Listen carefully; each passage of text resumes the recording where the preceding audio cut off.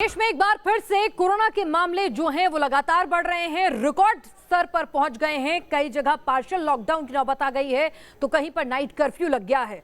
तो ऐसे में कोरोना की इस दूसरी खतरनाक वेव से कैसे निपटें, वैक्सीन जो है उसको लेकर जो भी आपके जहन में सवाल हैं वो हम जानेंगे उनके जवाब। हमारे साथ एम्स के डायरेक्टर डॉक्टर रणदीप गुलेरिया इस वक्त जुड़ चुके हैं। आपके तमाम सवाल, तमाम कंफ्यूजन जो हैं वैक्सीन को लेकर, कोरोना की सेकंड वेव को लेकर, इसके खतरे को लेकर, उसके जवाब देंगे डॉक्टर गुलेरिया। डॉक्टर गुलेरिया, आपका स्वागत है न्यूज नेशन पर।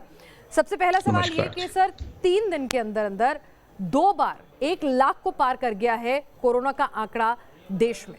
आखिर क्या वजह है कि ये जो दूसरी दस्तक है कोरोना की, ये इतनी घातक है और इतनी तेजी से फैल रही है? इसके क्या कारण है? जब हमारे केसेस कम हुए थे जनवरी फरवरी में और जब वैक्सीन शुरू हुई थी, कई लोगों ने ये सोचना शुरू कर दिया था कि अब कोरोना ख़त्म हो गया भारत से, हमें कोविड अप्रोप्रिएट बिहेवियर करने की कोई ज़रूरत नहीं है, हम बाहर जा सकते हैं, पार्टीज़ कर सकते हैं, क्राउड्स इकट्ठे कर सकते हैं। और ये सारे जो इवेंट्स थे, इससे कोविड जो है वो एकदम फैलना शुरू हुआ, क्योंकि जो वायरस था वो तो हमारे बीच ही था और हमें पता है कि नए वेरिएंट्स वायरस के जो आए हैं वो ज़्यादा इन्फेक्शियस हैं, ज़्यादा जल्दी फैलते हैं।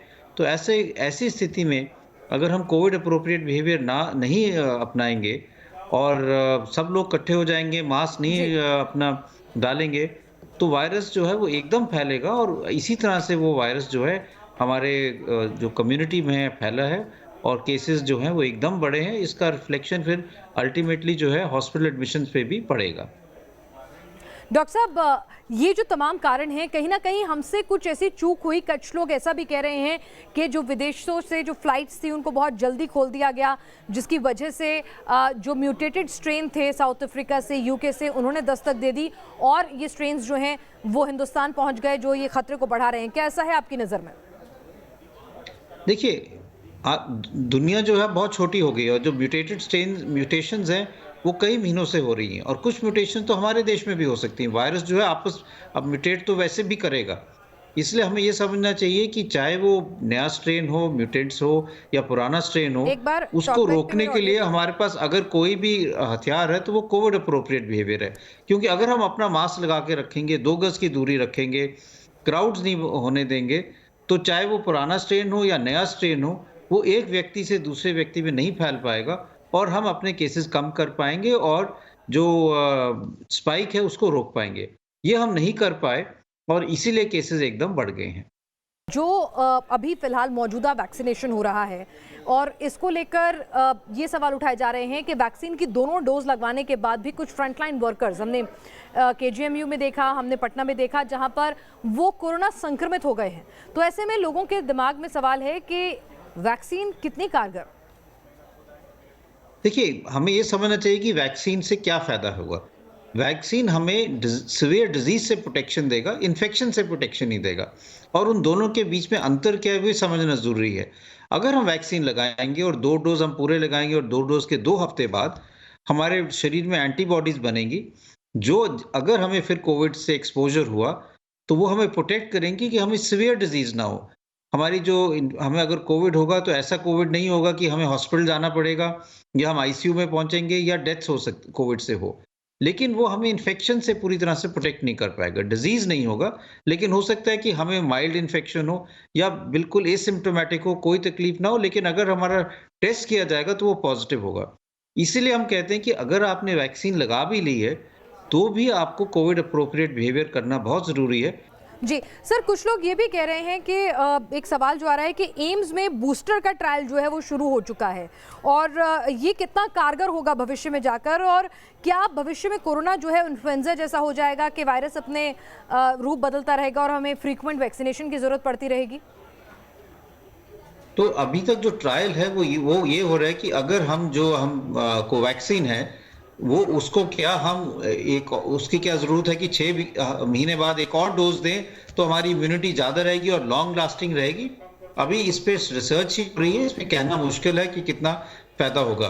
पर यह आपकी बात सही है कि आस्ता आस्ता जो कोरोना वायरस इन्फेक्शन है वो एक एंडेमिक इन्फेक्शन हो जाएगा और उसमें ऐसा होगा कि वायरस चेंज करता रहेगा और हमारी वैक्सीन भी नहीं बनती रहेगी और हो सकता है कि हर साल या हर कुछ 1 या 2 साल बाद हमें रेगुलरली वैक्सीन लगानी पड़े, जैसे हम इन्फ्लुएंजा की वैक्सीन लगाते हैं। जी डॉक्टर साहब, एक चीज़ और समझना चाहेंगे कि हर बार हमने देखा कि जब पिछली बार कोरोना की पहली लहर हमने देखी थी, तब भी महाराष्ट्र इसका एपिसेंटर बना था एक तरह से, फिर उसके बाद दिल्ली। तो आखिर महानगर में ऐसा क्या गलत हो रहा है कि बार बार महाराष्ट्र और दिल्ली ही इसके एपिसेंटर के तौर पर उभर कर सामने आते हैं? तो अगर हम देखें तो जो सिटीज़ हैं हमारी, जो हम कहते हैं मेट्रोपॉलिटन सिटीज़, वहाँ पे एक चीज़ समझना बहुत ज़रूरी है कि पॉपुलेशन डेंसिटी बहुत ज़्यादा है। इसलिए हम देखते हैं कि गाँव में कम है, क्योंकि गाँव में लोग अलग दूर-दूर रहते हैं, इतना क्राउडेड नहीं है। लेकिन अगर हम पर स्क्वायर किलोमीटर पॉपुलेशन डेंसिटी देखें, तो शहरों में और स्पेशली मुंबई में या और जो शहर हैं, उनमें बहुत ज़्यादा है। एक ही छोटी-सी जगह में 4-4, 5-5 परिवार रह रहे हैं, एक कमरे में 10 लोग रह रहे हैं। कई दफ़ा तो टॉयलेट्स भी सारों का कॉमन होता है कि, और कई अर्बन स्लम्स भी हैं। यहाँ पे जो है इन्फेक्शन के चांसेस और इन्फेक्शन फैलने के चांसेस बहुत ज़्यादा होते हैं, because of the crowding and close travel and close contact. तो इसीलिए यहाँ इन्फेक्शन जो है ज़्यादा पहले वहीं पे होता है, और फिर वहाँ से आगे जो लोग हैं वो और जगह लेके जाते हैं, जहाँ पे फिर वो इन्फेक्शन फैलना शुरू होता है। जी। तो यही हमने पहले भी देखा था और यही हम अभी देख रहे हैं। सर, एक चीज़ जो हमने पिछली बार नहीं देखी, बहुत ज़्यादा केसेस नहीं आए, वो ये था बच्चों में इन्फेक्शन। लेकिन इस बार बच्चों में बड़ी तादाद में इन्फेक्शन हो रहा है। 2 साल से उम्र से लेकर आपको 10, 11, 12 तमाम उम्र के बच्चों में आपको इन्फेक्शन मिलेगा, और अच्छी खासी तादाद है। अपने इर्द गिर्द भी अब बच्चे मिल जाएंगे जो कोरोना से इन्फेक्टेड हो रहे हैं। तो क्या वजह है कि पिछले वायरस ने बच्चों को टारगेट नहीं करा और ये वायरस जो है बच्चों को, जवानों को ज़्यादा टारगेट कर रहा है? तो अभी जो रिसर्च है उसमें ऐसा कुछ आया नहीं कि ये जो वायरस है इट इज एज स्पेसिफिक, कि किसी स्पेसिफिक एज को टारगेट कर रहा है।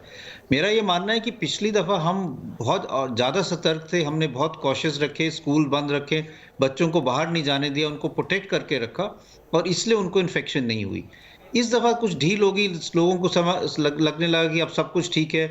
बच्चे भी दुखी हो गए कि 1 साल से वो घर पे ही हैं, कहीं बाहर नहीं जा पाए, और इसलिए कई जगह स्कूल्स भी खुल गए, और कई जगह ऐसा माहौल आया कि बच्चों को लेके कई परिवार घूमने निकल गए, और इसलिए एक्सपोजर जो है वो बच्चों में इस दफ़ा ज़्यादा हुआ है, जिसके कारण उनमें इन्फेक्शन भी एकदम बढ़ा है, क्योंकि वो सॉर्ट ऑफ एक अनप्रोटेक्टेड लोग हैं जिनको हम पहले से प्रोटेक्ट कर रहे थे, अब इतना प्रोटेक्ट नहीं कर पा रहे हैं। जी सर, कुछ लोग ये कह रहे हैं कि ये जो वायरस है, ये इसका म्यूटेटेड वर्जन जो है वो ज़्यादा खतरनाक है, और इसीलिए बच्चे, गर्भवती महिलाएं और जो मृत्यु दर है वो भी इसीलिए ज़्यादा है।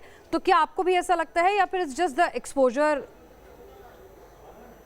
अभी तक जो डेटा है उसमें ये है कि लगता तो ये है कि वायरस ज़्यादा इन्फेक्शियस है, क्योंकि एकदम हमारे केसेस बढ़े हैं। इससे यही लग रहा है कि वायरस जो है बहुत जल्दी फैल रहा है। कारण उसका ये भी है कि अब हमारे में बहुत ज़्यादा ढील होगी। अगर आप देखें कि पिछली दफ़ा जब हम 1 लाख से हमारे कम केसेस थे, 97,000 के करीब थे, तो लोगों में इतनी ज़्यादा एंग्जाइटी थी, टेंशन थी, और बहुत ज़्यादा कोविड अप्रोप्रिएट बिहेवियर लोगों ने सॉर्ट ऑफ करना शुरू किया था। इस दफ़ा हमारे केसेस 1 लाख से ऊपर बढ़ गए, और जैसे आपने कहा कि 3 दिन हो गए जब 3 दफ़ा पिछले कुछ दिनों में 1 लाख से ऊपर रहे हैं। लेकिन अगर आप बाहर जाओगे तो आपको लगेगा कि किसी को चिंता ही नहीं है, सब लोग वैसे ही घूम रहे हैं मास्क नीचे करके, कोई क्राउडिंग कम नहीं हुई है, और ना ही कोई फिजिकल डिस्टेंसिंग या हैंड वॉशिंग कर रहा है। तो ये भी एक कारण है कि जो वायरस है वो एकदम जल्दी फैल रहा है, और इसीलिए केस हमारा जो स्पाइक्स ज़्यादा हो रहे हैं। डॉक्टर साहब, सोशल मीडिया में आजकल एक सवाल बहुत ज़्यादा उठ रहा है, और लोगों के जहन में भी चर्चा का विषय बना हुआ है कि भाई आप पश्चिम बंगाल में देख लीजिए, तमिलनाडु में देख लीजिए, जहाँ पे इलेक्शन है, वहाँ बड़ी बड़ी रैलियाँ हो रही हैं, वहाँ बड़ी तादाद में लोग, ऐसा हुजूम तो कम से कम दिल्ली बॉम्बे में नहीं उमड़ता है, और लोग इतनी आसपास नहीं रहते हैं इतने लंबे पीरियड के लिए, जैसा कि हम रैलियों में देखते हैं। तो लोग कहते हैं कि भाई जब वहाँ कोरोना नहीं हो रहा है तो फिर हमें कैसे हो जाएगा? एक कॉमन मैन की तरह से मैं बता रही हूँ, अगर उसका पॉलिटिकल समझ गया आपकी बात। मैं आपकी बात समझ गया हूँ कि हम ये कहें कि इलेक्शन रैलीज में तो कोई कोविड अप्रोप्रिएट बिहेवियर नहीं है, लोग इकट्ठे हो रहे हैं, कुंभ मेला भी चला हुआ है। लेकिन हमें ये समझना चाहिए कि वायरस जो है वो एक जगह से दूसरी जगह मूव करता है। पैंडेमिक जो है पहले जैसे हमने कहा महाराष्ट्र में हुआ, या हम यूरोप में की बात करें तो पहले स्पेन और इटली में हुआ, वो भी नॉर्दर्न पार्ट में होके फिर आगे फैला। यूएस की बात करें तो पहले न्यूयॉर्क में हुआ, फिर आगे जाके और जगह फैला। तो ये भी पैंडेमिक जो है एक जगह से दूसरी जगह स्प्रेड करेगा, और जिस तरह से चीज़ें अब हम देख रहे हैं, जैसे आप कह रहे हो इलेक्शन रैलीज हो रही हैं, तो इसका असर भी आस्ता आस्ता अगले कुछ हफ्तों में आ सकता है और हमारे केसेस तब बढ़ सकते हैं। ये तो इसीलिए चिंता का विषय है, क्योंकि अभी तक ऐसे लग नहीं रहा कि ये जो कर्व जो ऊपर बढ़ है वो कम होगा। अभी कुछ काफ़ी टाइम तक ये आगे ही बढ़ता रहेगा। डॉक्टर साहब, लॉकडाउन क्या समाधान अर्थव्यवस्था को पूरी तरह से तोड़ के रख देता है लॉकडाउन, और हिंदुस्तान जैसे देश में जहां पर एक बड़ा तबका जो है वो डेली वेजेस का काम करता है, रोज कमाता है, रोज खाता है, लॉकडाउन विकल्प नहीं हो सकता। ऐसे में लोग बाग नाइट कर्फ्यू का भी मजाक उड़ाते हैं कि भाई क्या रात में कोरोना सो जाता है। आप कितना सहमत हैं कि नाइट कर्फ्यूज कुछ मदद कर सकते हैं या नहीं? देखिए, नाइट कर्फ्यूज कुछ हद तक हेल्प कर सकते हैं कि रात को क्राउड नहीं हुआ, लेकिन अगर दिन में हमने कोविड अप्रोप्रिएट बिहेवियर नहीं किया, सब लोग दिन में आराम से बैठ के मिलते रहे, क्राउड करते रहे, पार्टीज करते रहे, तो रात में कर्फ्यू करने का कोई फायदा नहीं है। जो जो वायरस ने दिन में फैलना था वो फैल गया, तो रात में हम कुछ भी करें कोई उसका फायदा नहीं होगा। इसलिए अगर हमने कुछ करना है तो हमें ये बहुत ज़रूरी है कि हम सर्वेलेंस करें, जहाँ जहाँ केसेस बढ़ रहे हैं वहाँ पे कंटेनमेंट जोन्स बनाएं। उन कंटेनमेंट जोन में बिल्कुल किसी को बाहर नहीं आने दें, उनको उनमें टेस्टिंग करें, ट्रैकिंग करें, आइसोलेशन करें। वहाँ पे एक टाइप का मिनी लॉकडाउन कर सकते हैं, पर नेशनल लेवल पे लॉकडाउन करने से कोई फायदा नहीं होने वाला है। कुछ लोग शुगर पेशेंट्स होते हैं जो डेली दवाइयाँ ले रहे हैं, या फिर कुछ और बीमारियों की उनकी दवाइयाँ चल रही हैं, तो वो लोग किस तरह से वैक्सीनेशन के लिए ऑप्ट करें? क्या वो डायरेक्ट जा सकते हैं, या फिर उन लोगों को पहले कई बार लौटा दिया जाता है वैक्सीनेशन सेंटर से कहते हुए कि आप ब्लड थिनर पे हैं, तो उनके लिए क्या किस तरह से ये रास्ता होगा वैक्सीनेशन का? मैं तो ये कहना चाहूँगा कि जो लोग एंटी प्लेटलेट ड्रग्स पे हैं, ब्लड थिनर पे हैं, जैसे इकोस्प्रिन है, क्लोपिडोग्रिल है, या जिनको कोई एलर्जी है, दमे की शिकायत है, जुकाम नज़ला रहता है, या फूड एलर्जी है, उनको घबराना नहीं चाहिए। ये कॉन्ट्राइंडिकेशन नहीं है वैक्सीन के लिए, और वैक्सीन के लिए आगे आके लगाना चाहिए। अगर आपको डाउट हो अपने डॉक्टर से संपर्क करें, और हर एक वैक्सीनेशन साइट पे एक्यूट एडवर्स इफेक्ट के लिए पूरी अरेंजमेंट्स की गई हैं। अगर आपको कोई भी एलर्जिक रिएक्शन वैक्सीन से हो तो उसके लिए पूरा किट तैयार है, उसको एकदम मैनेज करने की पूरी तैयारी की जाती है। इसलिए घबराने की कोई बात नहीं, आप आगे आके वैक्सीन लगाएं। और चाहे आप ब्लड थिनर्स पे हो, चाहे आपको डायबिटीज़ हो, चाहे ब्लड प्रेशर की प्रॉब्लम हो, या आपको कोई हार्ट की प्रॉब्लम या फेफड़े की प्रॉब्लम हो, आप घबराएं नहीं, आपको आगे आके वैक्सीन लगानी चाहिए। वैक्सीन सेफ है और आप लोगों के लिए ही है, क्योंकि ये आप जो कोमॉर्बिडिटीज हैं जिन लोगों में, उनमें मोर्टेलिटी ज़्यादा है, सीरियस डिजीज ज़्यादा होती है, इसलिए इन लोगों को आगे आके वैक्सीन ज़रूर लगानी चाहिए। जी डॉक्टर साहब, एम्स खुद अपने आप में एक बड़ा वैक्सीनेशन सेंटर है, देश का सबसे बड़ा संस्थान है, और आप उसके डायरेक्टर हैं। एक नई बहस छिड़ गई है वैक्सीन की कमी को लेकर। कुछ लोग कह रहे हैं 3 दिन का स्टॉक बचा है, उसके पॉलिटिकल अपनी इच्छाएं हो सकती हैं राजनेताओं के बयान की, लेकिन आपको लगता है कि जो हमारी पॉपुलेशन है और जो हमारा प्रोडक्शन है, वैक्सीन की शॉर्टेज है अभी? नहीं, अगर हम देखें हमारा वैक्सीन प्रोग्राम रोल आउट जो है ग्रेडेड रहा है। हमने पहले फ्रंटलाइन वर्कर्स और हेल्थ केयर वर्कर्स को किया, फिर हमने 60 साल से उम्र वालों को और जिनको कोमॉर्बिडिटीज हैं 45 टू 59 ईयर्स के लिए इसलिए किया, और अब 45 ईयर्स के ऊपर वाले जो लोग हैं उनके लिए किया गया। एक तो ये था कि हम प्रायोरिटी लिस्ट में जिनको सबसे ज़्यादा चांसेस हैं of dying because of Covid उनको कवर करें, और हम इन लोगों को कवर करें जितना हमारे पास डोजेज हैं, इसलिए उसको प्रायोरिटाइज किया गया। तो अगर हमारे पास ज़्यादा डोजेज होते तो हम ज़्यादा लोगों को कवर कर पाते। इसलिए डोजेज की कोई कमी नहीं है, डोजेज के ही हिसाब से वैक्सीनेशन खोली गई है, और इसलिए डोजेज की अगर हम उसकी कैलकुलेशन करें तो उसमें कोई कमी नहीं है। फॉर दी प्रायोरिटी ग्रुप जो हमने प्रायोरिटाइज किए हैं 45 एंड अबव, उनके लिए डोजेस अभी पूरी हैं। जी डॉक्टर साहब, एक आखिरी सवाल। एक तबका बड़ा एक नई बहस जो है वो छिड़ी हुई है, वो कहते हैं कि ये जो एज ग्रुप है उसमें बहुत सारे रिलक्टेंट लोग भी हैं जो नहीं जा रहे हैं। कई बार ऐसा होता है कि वैक्सीन सेंटर्स पे वैक्सीन है लेकिन लोग नहीं आ रहे हैं, तो ऐसे में कम से कम वैक्सीन उन लोगों को खोल दी जाए जो लोग जो हैं वैक्सीन लगवाना चाहते हैं, इस एज ब्रैकेट को खत्म कर दिया जाए। कुछ सरकारों ने भी इसके लिए राज्य स्तर पर अपील की है, कुछ लोग जो हैं और कुछ डॉक्टर्स जो हैं, आईएमए ने भी खुद भी कहा है कि ब्रैकेट खत्म कर देना चाहिए। अब आपकी क्या राय इस पर? देखिए, पहली चीज ये है कि वैक्सीन हेजिटेंसी दिन बर दिन कम हुई जा रही है। हमारे सेंटर में हम देख रहे हैं कि पहले हमारे पास जितने लोग वैक्सीन के लिए आ रहे हैं उससे दुगना तिगुना हो गए हैं। बहुत ज़्यादा अब लोग वैक्सीन के लिए आगे आ रहे हैं, और जैसे-जैसे अब केसेस बढ़ रहे हैं तो उनकी नंबर्स भी जो वैक्सीन के लिए आ रहे हैं बढ़ रहे हैं। इसलिए ये अब वैक्सीन हेजिटेंसी इतनी नहीं रही, मैं तो ये कहूँगा वैक्सीन ईगरनेस शुरू हो गई है।